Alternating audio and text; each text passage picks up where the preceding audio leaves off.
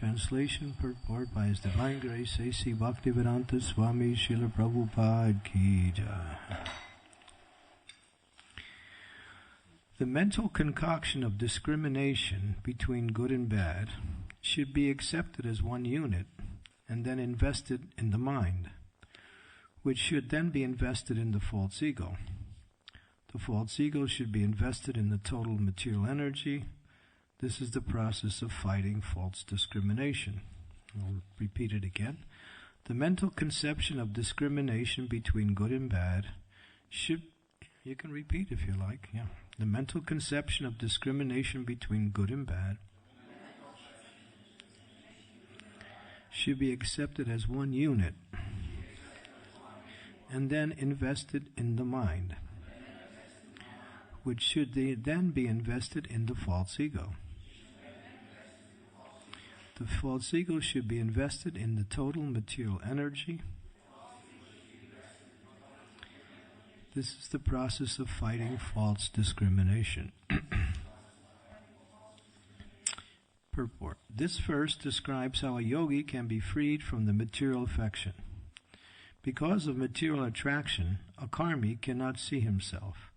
Jnanis can discriminate between matter and spirit, but the yogis, the best of all, who are the bhakti yogis, want to return home back to Godhead. The karmis are in complete illusion. The jnanis are neither in illusion nor in positive knowledge, but the yogis, especially the bhakti yogis, are completely on the spiritual platform. As confirmed in Bhagavad Gita 14:26, Mam chayo vyabhicharena bhakti yogena sevate sagunan samatityaitan brahma bhuyaya kalpate. One who engages in full devotional service, who does not fall down under any circumstance, at one transcends the modes of material nature and thus comes to the level of Brahman, unquote. Thus, a devotee's position is secure. A devotee is at once elevated to the spiritual platform. Others, such as the jnanis and the hatha yogis, can only gradually ascend to the spiritual platform by nullifying their material discrimination on the platform of psychology and nullifying the false ego by which one thinks, I am this body, a product of matter. One must merge the false ego into the total material energy and merge the total material energy into the supreme energetic. This is the process of becoming freed from material attraction. Om Agyantimidandasya Gena Jana Salakaya Chaksu Unmilitam Yena Tasmai Shri Gurave Namaha Shri Chaitanya Manobhistam Staptitam Yena Bhutale Swayam Rupa Kadammayam Dadanti Swam Padantikam. Shri Krishna Chaitanya Prabhu Nityananda Shri Advaita Gadadhar Sivasati Gaur Bhaktavrinda. Hare Krishna Krishna Krishna Hare Hare, Hare Ram Ram Ram Hare Hare. So, this is about the yogis who want to get freed from all illusion. The bhakti yogis, as Prabhupada says, the devotees are already on the spiritual platform because they're engaging everything in the service of the Lord. The jnanis, or first he says the karmis, they have no understanding of anything. They're in complete illusion. They see everything either as good or bad according to their misconception. So here's a double misconception. The misconception of good and bad and the misconception of their conception of good and bad. So therefore they're in double illusion, at least, maybe even more. So that's the nature of the karmis. They can't see anything clearly because all they see is sense gratification or things related to their senses, mind, and intelligence. And therefore they're always struggling how to find happiness and never finding it. Therefore it's like being in the desert and looking for water and thinking this is where I can find water. This is the nature of the materialists. They're just lost. They're in total delusion. They have whatever they say is all nonsense. Whatever they do is all useless. It's material life. The jnanis are a little better.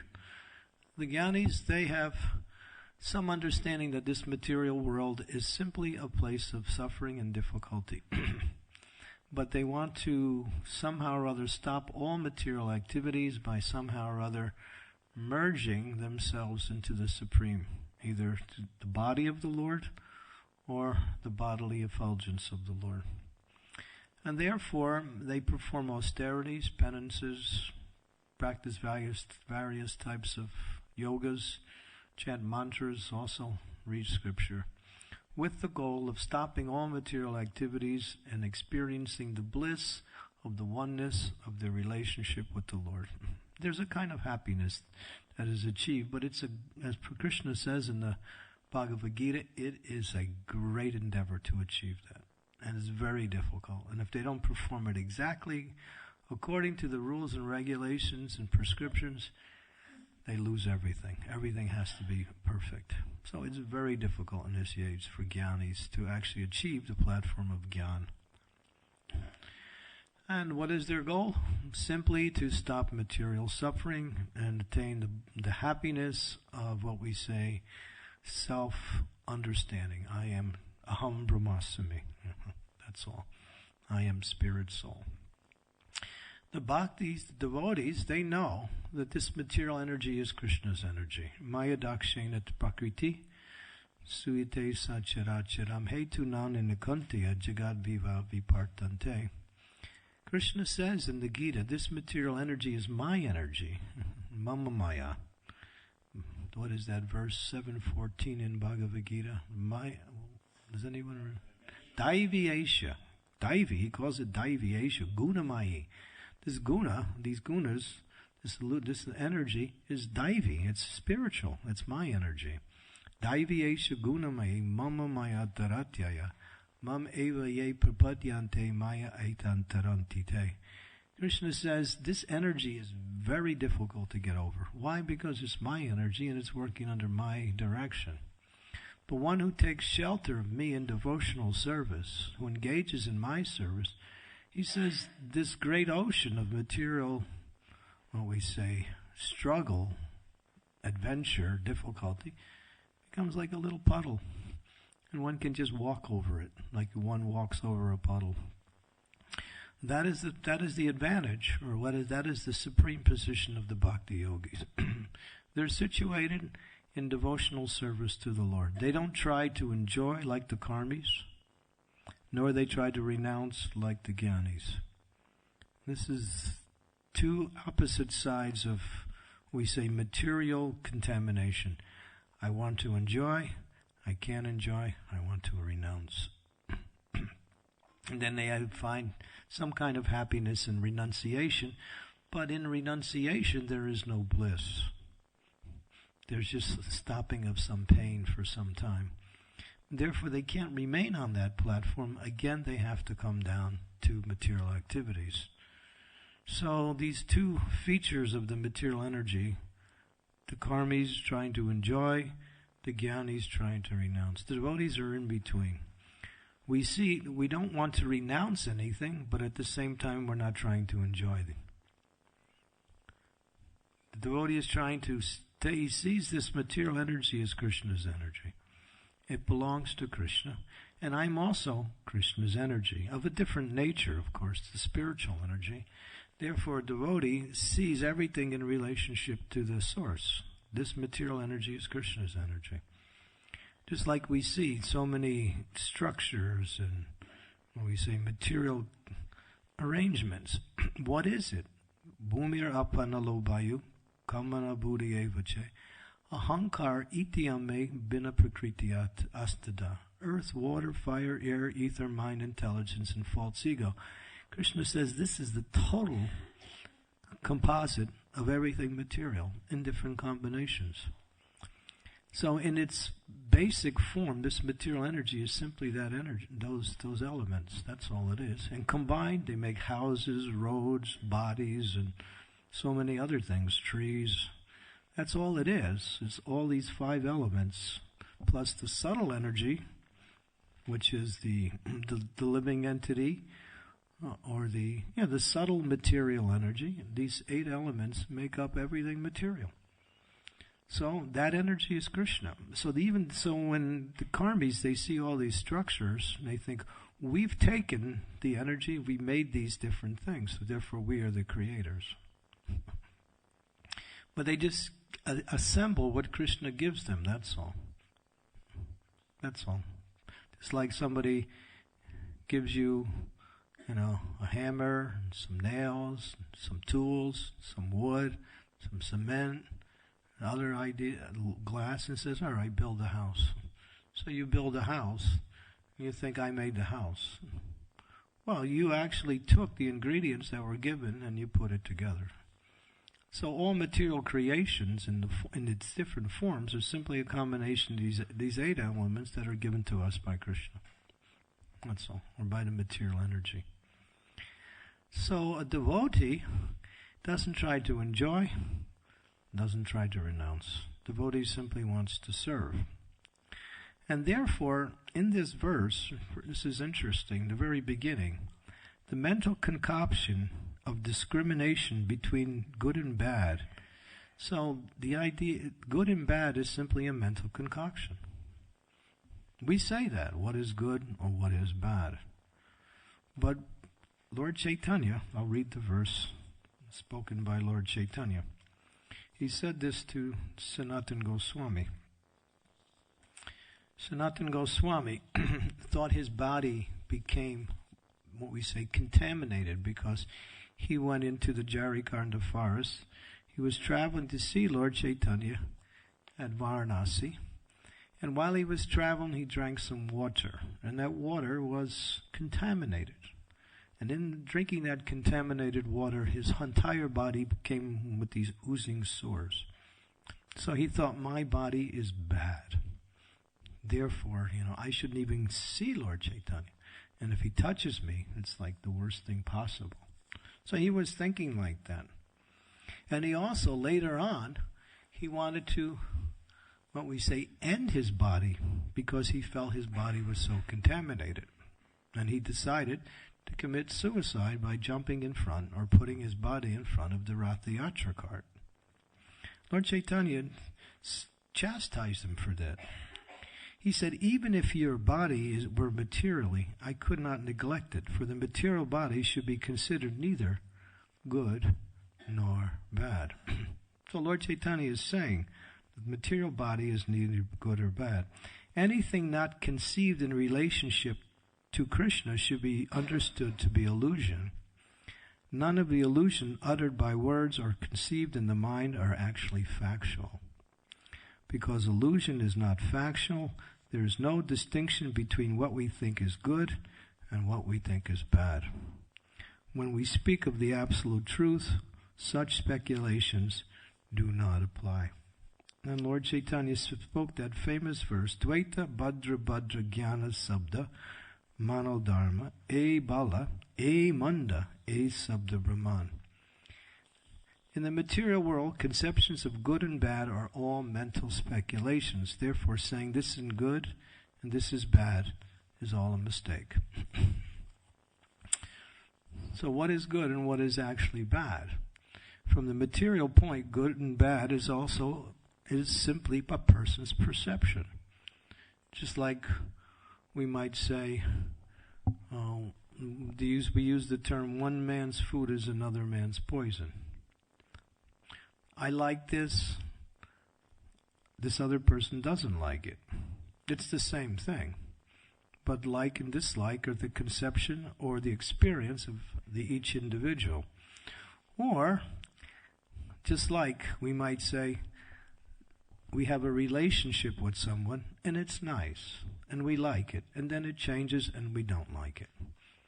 So does the person is the same person. But our experience gives us the conception of good and bad. So we judge the person or the situation by the experiences we have. So the idea of good and bad is simply a concoction based on our experience. So for one person, something is good, and another person, the same thing, is bad. Make sense? So, in the ultimate sense, I might be jumping ahead a little bit, but everything in this material world is what? Good or bad? Who knows? It's all bad. In the sense that we have nothing to do with this material world. That's true from a certain angle of vision. That the soul really has no business here. So in that sense, everything is bad. But for a devotee, everything is good, because everything can be used, or at least within the range of our experience, can be used for the service of the Lord. Therefore, in that sense, what appears to be bad can become good by using it in the service of the Lord. So, this idea of good and bad is simply a creation of the mind. And that's the nature of this material energy. And then Krishna actually says that one should try, or Lord Chaitanya is trying to say, one should try to see the spirit within matter. That famous verse from the Bhagavad Gita, Vinaya Vidya Sampane Brahmani Gavi Hastini Suni Chaiva Sapakecha Panditat Samadarshanaha. That a soul, a realized soul, or a pundit, one who is actually a pundit, a real pundit, he doesn't see the different forms. He sees the spirit within the forms. Because the forms are always changing, but the spirit is constant. And therefore he sees within the heart of all living entities two things. Not just the soul, but he sees Krishna with next to that soul. Two things within the heart of all living entities. So that is spiritual vision. Or that is a conception of intelligence that should be applied in the practice of devotional service. And through the practice of devotional service, through chanting the holy names of the Lord, engaging in devotional service, gradually our consciousness reaches that stage where we actually see or experience everything, we say, in relationship to Krishna and not separate from Krishna. There's a beautiful story in the Chaitanya Charitamrita about this idea of good and bad, wherein Raghava Pandit. Raghava Pandit was a very dear associate of Lord Chaitanya. You hear about Raghava's jollies. He used to cook. His wife Damayanti, they would cook so many nice prasadam for Lord Chaitanya and offer it to Lord Chaitanya. And he would always look forward to their offerings. So Raghava Pandit, during the day, or during most of his time, he was worshipping his deity. And he would always get the finest offerings for his deities. And one thing he loved to offer was coconuts. And he would always try to find the best possible coconuts to offer to the deities. And his deity liked the coconut so much that he would actually drink the juice from the coconut, and actually when he would take the offering off, half the juice would be gone. This was the power of Raghunath Pandit's devotion. So one day he heard, many miles away, there was these very first-class choice coconuts, the best of all coconuts that could be gathered. And so he decided to go, and he came back after a long time, and he got 10 coconuts. Now what he did, when he would take the coconuts, he would clip all the strings from the coconuts. He would wash the coconuts. He would shave the coconuts till they were so smooth. Then he would make the holes and then offer the coconut to the deity. He went to such, what we say, endeavors to get the best offering of coconuts for his deity. So one day, after securing 10 coconuts, after going through all this, he prepared the coconuts and he gave it to his assistant to offer it on the altar. Now the assistant was taking the coconut into the deity room, and while he was going, he touched the top of the door of the deity room, and then he touched the coconut. Now Raghava Pandit became upset and immediately stopped him. He said, people come walking in and out, and the foot dust goes up and touches the top. And you touched that, and now you touched these coconuts. Therefore, these coconuts are not offerable. And he took all 10 coconuts and threw them over the wall. Without the slightest concern, like I went through all this big endeavor, these, he just because he felt now they have been contaminated, no longer offerable, and he threw it over the wall. Now, Prabhupada said sometimes neophyte devotees imitate that. But we cannot imitate Raghavat Pandit's devotion in that sense. But that's the way he saw. He saw unless something was offerable to the Lord, it had no value. That was the point. Unless it was suitable to be offered to the Lord, it doesn't matter what it is. It shouldn't be used or in any other way. So that point has been brought out, and Prabhupada quotes that verse that I just quoted. Then Lord Chaitanya said, in the material world, conceptions of good or bad are all mental speculation. Therefore, saying this is good, this is bad, is all creations of the mind or the intelligence. So what is good and bad for devotees? Devotees have conceptions of good and bad? Yeah, what are they? What is favorable for devotional service? That is good.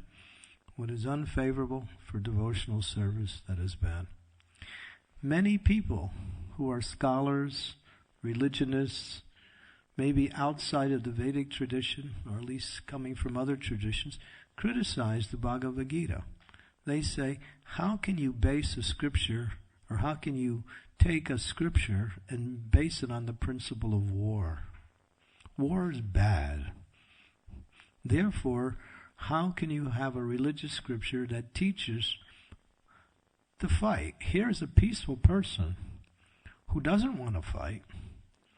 He's seeing on the other side his friends, his relatives, and so many, loved ones.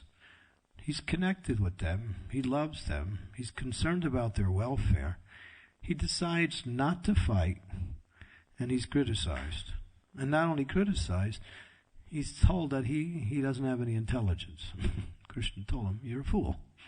And then Krishna went through a large amount of philosophical teachings just to convince him to do something that he didn't want to do, which is based on his own soft heart and concern for others. And that is our scripture. Haribol. So people who have, this conception of good and bad cannot understand why Krishna descended. Yada yada hi dharmasya. Glanir bhavati bharata. Habhutanam adharmasya. Tadatmaham srijamyaham. Pravitranayam sadhunam. Vinasanaya siddhuskritam. Dharma samstapanathaya. Sambhavami yuge yuge. Krishna came to relieve the burden of the world. And his plan was to destroy all these military forces, one after another. And the Battle of Kurukshetra was the culmination of all these kings. In one swipe, he destroyed. Before then, it was Jarasandha, Kamsa, Shalva, Shishupal, so many Adantravarka. One after another, Krishna was killing all these kings. And finally, at the Battle of Kurukshetra, everything was finished. So, people don't understand, that morality, or good and bad, is based on what is Krishna's understanding, not our understanding. Now, devotees get in trouble with this sometimes. Sometimes we reinterpret Srila Prabhupada's statements or interpret them in the wrong way. Like Prabhupada used to say, by hook or by crook, just get the money from the karmis. But everyone knows what is a hook. A hook is like this, and a crook is another instrument, right? So Prabhupada was using the British hook and crook, right? Not so much like you have to be a crook. Because sometimes in misunderstanding Srila Prabhupada, or misunderstanding our position in relationship to our service to Srila Prabhupada, we do things that give us somewhat a name, a bad name, like that. So Prabhupada didn't like that. Prabhupada didn't like that. But he actually said, everything, we should get whatever the karmis had and use them in devotional service. So how to do that in such a way that everyone benefits?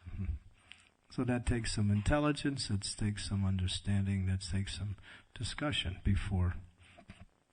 Otherwise, this idea of, just doing things without clear understanding, sometimes we misinterpret, or when we say, I'll give you another example. This is funny. It's kind of funny because it's true. There was one devotee. He was with Prabhupada in the temple, and one very respectable guest came in. And Prabhupada honored the guest. I think this was in India. And Prabhupada said to the devotee, please go get the Mahaprasadam for the guest.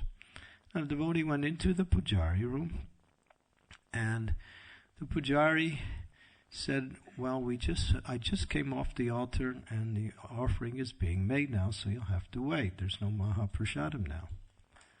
So the devotee went back to Prabhupada, and he told Prabhupada what was the situation. It was just offered by the pujari, so we have to wait. Prabhupada said, get the offering. He didn't want the guest to wait. So the devotee went back into the pujari room. The pujari was sitting there chanting his Gayatri. The devotee walked on the altar, took the deity's plate off, and started walking off the altar. He followed Prabhupada's instruction. You can imagine how the pujari felt. Those of you who are pujaris, if you would see somebody doing that, you would think, whoa. And so the pujari and Prabhupada pujari and the devotee wound up at Prabhupada at the same time. And both had different views. And then Prabhupada, of course, saw the situation. But sometimes we see that their circumstances cause us to misunderstand a situation.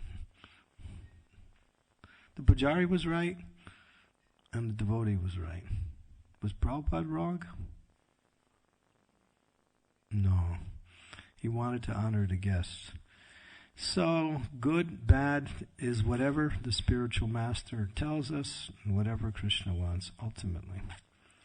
So, this idea of good and bad is always in relationship to what is favorable for devotional service. And Sanatana Goswami actually gives us that understanding that one should try to understand what is favorable for my devotional service, what is unfavorable. If I eat too much prasadam and then I get tired and I can't do my service, that is unfavorable. If I eat a lot of prasadam and it helps me do my service, that's favorable. So eating a lot or eating a little depends on what's favorable for your devotional service. Just like one time, there was a communique that was sent all over ISKCON. This was back in the 70s. They said, devotees should only eat 2 chapatis. That's all. That's the lunch. You only get 2 chapatis. I mean, for some of us, that's not so bad. But in those days, it was a little difficult. So the letter went around, the temple presidents, okay, this is a senior devotee saying this. And then the word got back to Prabhupada. Devotees sometimes did things without asking Prabhupada. And Prabhupada said, what is this 2 chapatis? If you can eat 10 and serve Krishna, then that's fine. So he stopped it. Another devotee was giving out glubjamins in the early days of the Krishna consciousness movement. And there used to be a big barrel of glubjamins in 26 Second Ave. And then this devotee would make sure that every devotee only got 1 glubjamin. And if they wanted another, he'd say, no, just 1. And the word got back to Prabhupada, and Prabhupada said, you can have as much as you want, but he can have only 1. That was I won't tell you who that is. Maybe you can figure it out. But Jai Sri Radha Gokulananda Ki Jai. Sitaram Lakshman Hanuman Gurnitai Ki Jai. So a devotee has to use intelligence and discriminate how best to serve, and understand that from the objective point of view, nothing in this world is good or nothing in this world is bad. It is simply bad and good are all mental concoctions. What is good and what is bad is what is favorable to devotional service and what is unfavorable devotional service.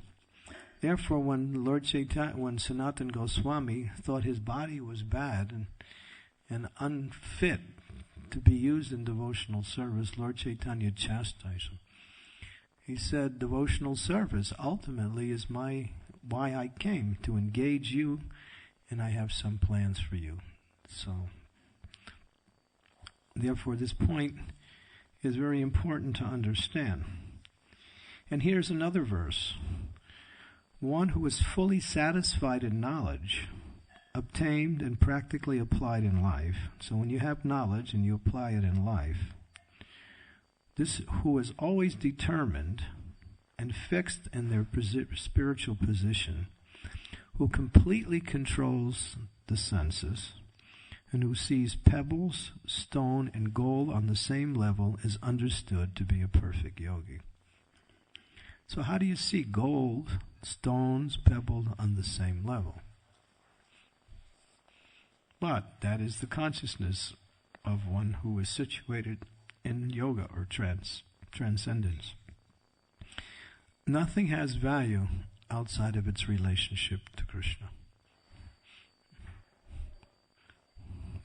Therefore, from the what we say the generic point of view, or from the neutral point of view, nothing is good and nothing is bad. We said this is nice, this is not nice, this is nice.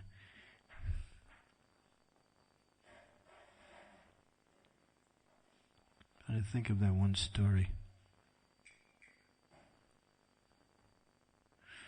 Can't think of it now. And then Lord Chaitanya goes on to speak this more.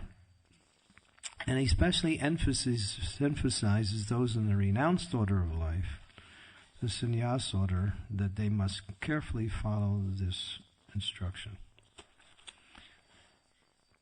Sometimes the householders, those in Grihastha ashram, have to discriminate between good and bad and what is useful for their household and what is not useful for the household, but the same is applied like that. It may be a little bit on the material level because your household is your household. It's what you've created. But at the same time, Grihastha is given a little bit of what we say leadway to make some discrimination in terms of the material. But for one on the renounced order of life, nothing is good and nothing is bad. Everything is meant to be seen in relationship to the absolute truth. This is a good point to understand. And that way we can develop detachment. Detachment is actually the feature of happiness. Attachment causes us suffering, because when we can't fulfill our attachments, there is always disappointment, anxiety, sometimes severe,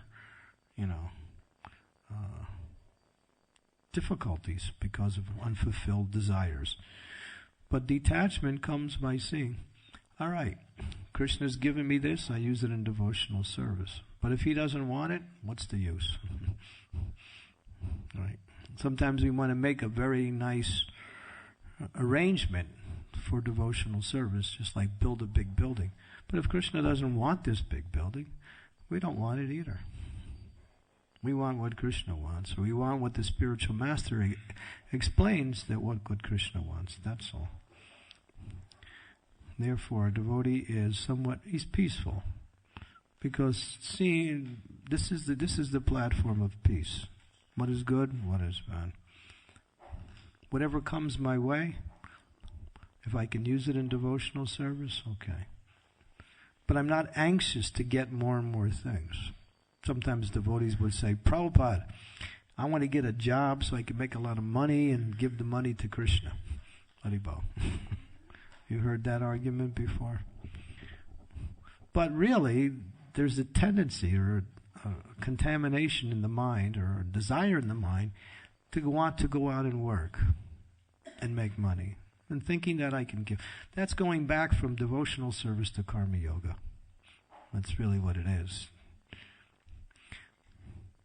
Unless the spiritual master gives that instruction, or unless he encourages that in an individual, to do that, again, can one be back on the platform of accepting and rejecting based on what I like or what I don't like. So the idea of detachment is fostered by this understanding that everything in this material world simply is. You can look at it two ways. You can look at it as an illusion or an opportunity for service. Now, this is interesting. There are 5 verses in the Bhagavatam that are exactly the same Sanskrit. Does anybody know those 5 verses? 327.4, 429.34, 429.73, 11.27.56, and 11.28.13. Exact same Sanskrit. Would you like to hear the translations? Except for one. There's one word that's different in 429.35, but the other 4 have the exact, not just close, exact same Sanskrit. So you might think, why is this particular verse mentioned 5 times in the Srimad Bhagavatam? And here is the verse. Actually, a living entity is transcendental to the material existence, but because of his mentality of lording it over material nature, his material existential condition does not exist. Just as in a dream, he is affected by all sorts of disadvantages. That's one verse. Another one, sometimes we suffer because we see a tiger in a dream or a snake in a vision, but actually there is neither a tiger nor a snake. Thus we create some situation in a subtle form and suffer the consequences. These sufferings cannot be mitigated unless we are awakened from our dream. When the living entity, this is the third one, when the living entity dreams, the sense objects are actually not present. So when you fall asleep, there's no sense objects there. However, because one has associated with sense objects, they become manifest. Similarly, the living entity with undeveloped senses does not cease to exist materially, even though he may not exactly be in contact with sense objects. So what is it explaining? All these different conceptions are simply mental conceptions of what is real and what is not. For one who is meditating on sense gratification, although lacking factual existence, it does not go away, just as an unpleasant experience of a dream does not go away. So 4 or 5 times dream is mentioned. The last verse. Actually, the living entity is transcendental to material existence, but because of his mentality of lording over material energy, his material existential condition does not cease, and just in a dream, he is affected by all sorts of disadvantages. And the purport, this same verse and other similar verses occur elsewhere in the Bhagavatam, and it mentions these. That's in the 11:28:13 mentions these 5 verses. So if you're looking for these 5 verses, go to 11:28:13, and I'll give you a list of these 5 verses. And what is it about? The material energy is simply an illusion. That's all. It's a dream. And Prabhupada says, we're awake now, but actually we're in another different state of dreaming. And when we're sleeping, that's a more deeper form of dream. This is a more subtle form of dream. That's a more deeper form of dream. In the sense that both are dreams because they have nothing to do with the soul. So, how to get out of the dream? Bhaktivinoda Thakur says, Jeev Jago, Gaura Chandra Bole, Gota Nida Jayomaya Pisachita Gole. Chant Hare Krishna. That's the conclusion. Just chant Hare Krishna. And engage in devotional service, and then that's the process of waking up. Make sure you don't have any snooze button on your alarm. Wake up. So that's the idea. We have to somehow or other try to apply these principles and see that where is our real value? In devotional service, not in this dream world that presents so many allurements and so many disadvantages. Whatever happens to the body and mind and the intelligence does not happen to you, although it appears to be. Therefore, we have to take care of the body and allow it to function within the process of devotional service, but whatever happens to it doesn't happen to you. It's like a car. Okay, any questions, comments? The dream. Yes, Shamsundar Prabhu.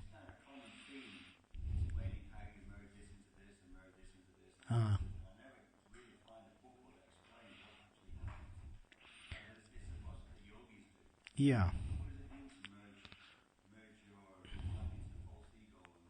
It's kind of a meditation. You merge these different. You meditate on these different aspects, and then you just bringing the material energy back to its source. That's all. We merge earth into water, water into fire, fire into air, air into ether, ether into mind, mind into intelligence, intelligence into false ego, and then false ego back into the total material energy. So this is the process that yogis use. The devotees don't do this.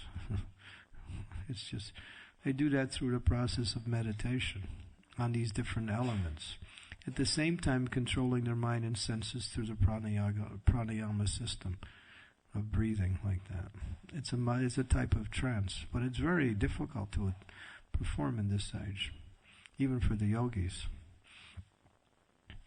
So Bhagavatam mentions that because Bhagavatam talks about the different yogas. Jnana yoga, karma yoga, hatha yoga. And you can take many of the verses in the Bhagavatam, and people do that and conclude that ultimately these different yogas are the conclusion. But if you take the essence of all the verses, you'll find that bhakti is the conclusion. What is that verse? Savai pum samparo dharmo yato bhakti ahoksaje haituki pratiyata yayatma suprasidin. That is called a Paribhasa Sutra, a verse that ultimately overshadows all the other verses that are principles on the lower level. But unless you're a yogi and you really want to try, you can't really understand how the yogis do it. They meditate on the different material energy in different ways and then bring that energy in through the process of pranayama and through meditation. Controlling the breath, like that. We study these yogas, they give you the process. But it's like I say, it's a step-by-step process. This stage, what they're doing there, this is on the higher levels. First they have to control the mind and senses and control the airs within the body. Sometimes they perform Kundalini yoga like that. But it's very difficult. It's extremely difficult. Krishna says it's very difficult. Back in what is that verse? 12.5 in Bhagavad Gita? Huh? 12.5. I know that's for. I can't remember. Who knows that verse? Who has a? Somebody can go to 12.5 in the Gita? Okay. What is, huh? No. Translation?